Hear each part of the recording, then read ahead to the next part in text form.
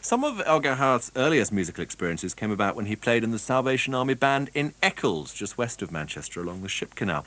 Even as a young man, however, he found the music bands played was rather limited. He wanted to be able to compose himself and work with bigger and more varied forces, so he went to study at Manchester University and the Old Royal Manchester College, where he found himself studying alongside the distinguished trio of Alexander Gurr, Harrison Birtwistle and Peter Maxwell Davies.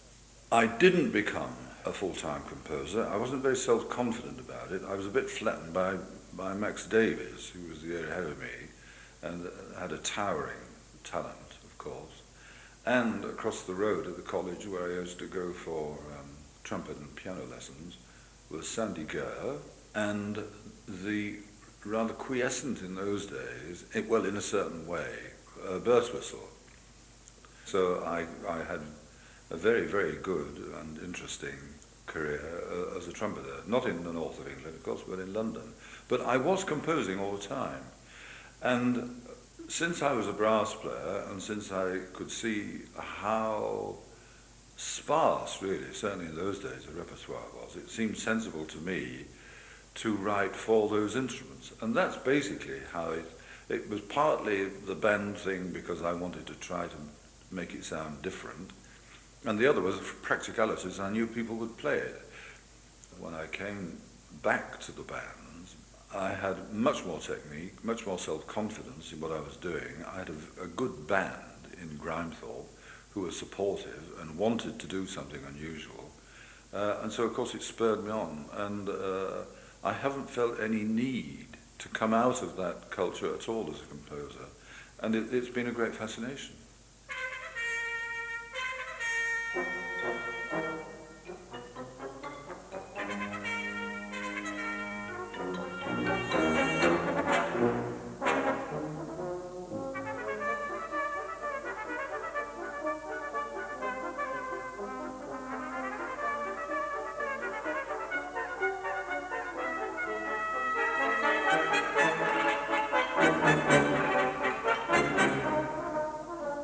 Mosaic was written when I was in the Air Force in my second year as National Service. In the music services, we didn't do a great deal of normal RAF duties or anything. In fact, we did none at all. They were all music. The band was busy. But we did occasionally have to go and be taught things. And one of the things we were taught was how to strip down the machine gun. I was bored rigid after, 2.5 seconds. And I had a bit of paper and I scribbled on it 5 lines and then another 5 lines. And without thinking, I wrote the beginning of Mosaic. Da-da-da-dee-dee, da-da-da-dee. Max Davies, his opus 1 is the trumpet sonata, which he wrote for me when we were kids at university. And it starts, bam, bam, beam. And Sandy Gurr, I always remember this, Sandy Gurr had discovered that this featured in all of Max's music up to that time in some form or other. And Max, it seemed to me, tended to agree. And I thought, oh, well, if Max can have a kind of a little badge, I think I can have a little badge as well. And it's become a kind of an abiding thing. And in a way, there is a certain kind of humour for me, personally, that I can't resist putting it now into every piece. It's very often hidden. You might not hear it very easily. And sometimes it's kind of, I might disguise it, I might turn it upside down, that kind of thing. Or I may have it 5 times longer than you would think. So it's quite difficult to pick up. Because you don't have to be boring about it, but it's nearly always there.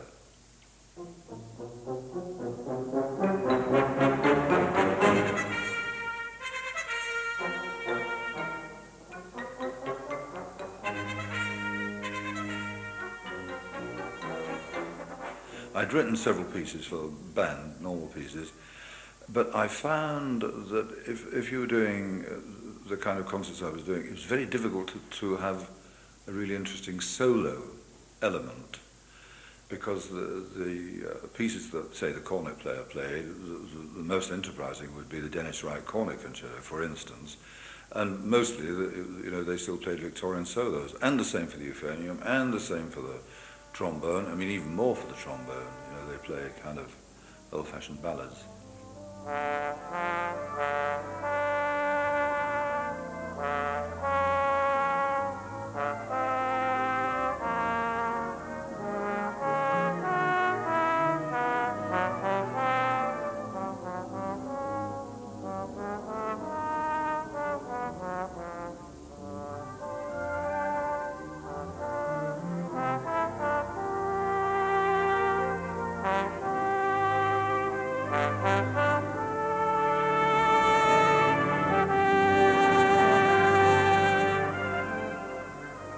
I was about 22, 23. I wrote my trombone concerto with sort of for my brother, because he was a trombone player. Not that he's ever played it, but the idea was for him.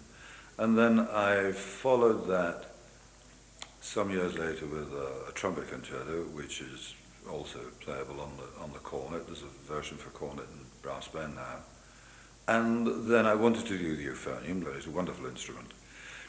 And there are many fine players about in the bands. David Chance, for instance, just played it here at the college during the festival with the Bayeux band conducted by his father. It was written for his father, actually.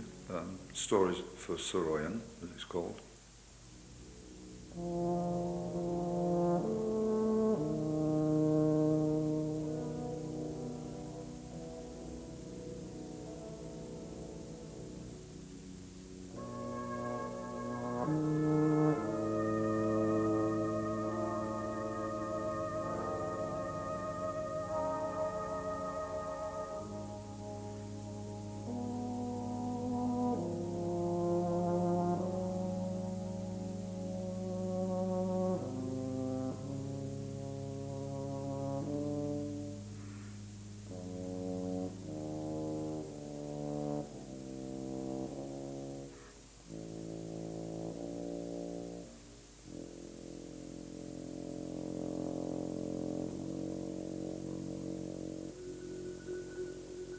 That particular sound, the nostalgic sound of brass bands, is something which is appealing, but I think instinctively I wanted to recreate the sound of it, and I would like to try to change it in some way, make it different, make it more personal to me.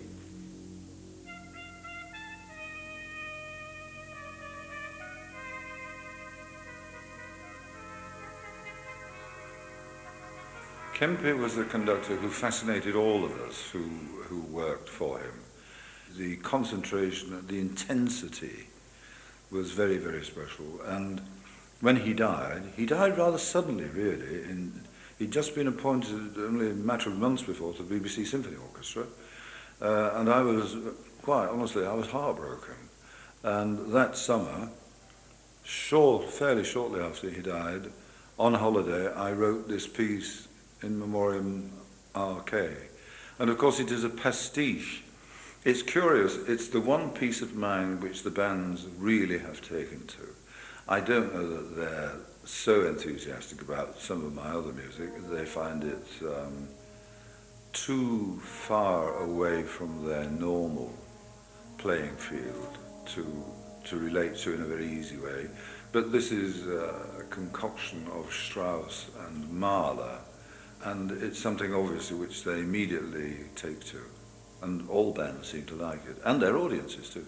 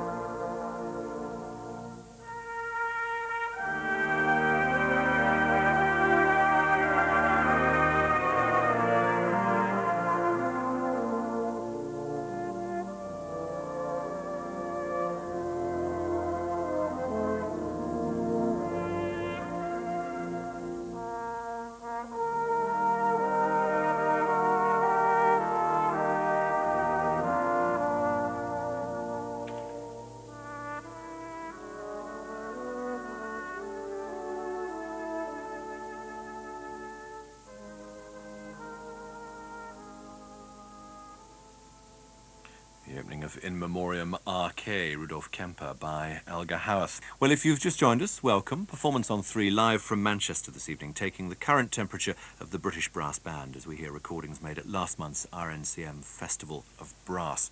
Michael Tippett wrote just one work specifically for brass band, the Festal Brass with Blues, composed in 1982 for the Hong Kong Festival. The piece was performed last month by the Grindthorpe Band, conducted by Elgar Howarth, who points out that the work could be described as a Reader's Digest version of a larger-scale Tippett orchestral work, his Symphony No. 3 for soprano and orchestra. The first song of the second part of the work is just completely transcribed with the soprano soloist taken by the solo cornet, and the original flugel horn part just played on the flugel. I mean, it works terribly well. It's one of those, again, rather enigmatic little fanfare-y moments, very beautiful, quiet horn and the muted cornet, give the piece a very special feel. And of course, I love the ending. It's got that kind of magical, you can't really say what it means. It's like the end of Priam, the death of Priam, and they're echoed in this piece. And there isn't a brass band piece ever that anybody's ever dared. I mean, you're supposed to finish with a rousing fortissimo for the applause and all that. And Michael wouldn't, I mean, he just wouldn't do that. It's too obvious. And I think the ending of that piece, where it just disappears into nothing, is a very, very special moment in brass band music.